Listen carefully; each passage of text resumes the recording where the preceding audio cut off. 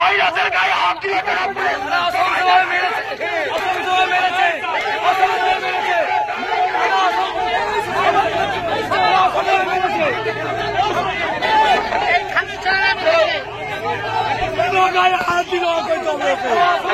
আমাদের ডাক্তার বলে ধর্ষকদের ফাঁসি যে মমতা ব্যানার্জি যিনি চক্রান্তকারী তার পদত্যাগ চেয়ে আমাদের শান্তিপূর্ণ বিক্ষোভ ছিল।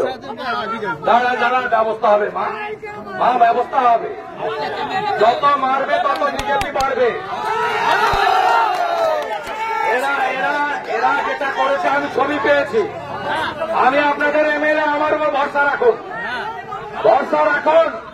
আমি এখান থেকে হসপিটাল যাচ্ছি, আহতদেরকে আমি নিয়ে যাচ্ছি এবং মায়েদের নিয়ে আমি এই পুলিশদের বিরুদ্ধে স্পেসিফিক অভিযোগ করাবো জাতীয় মহিলা কমিশনে।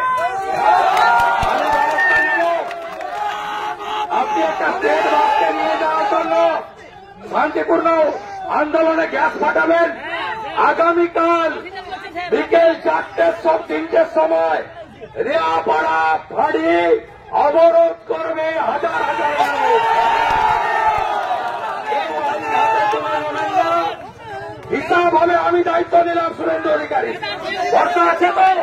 ভরসা আছে, ভরসা আছে, ভরসা আছে। পুলিশ তুমি উড়তি রেয়াপাড়া থানা ফাঁড়ি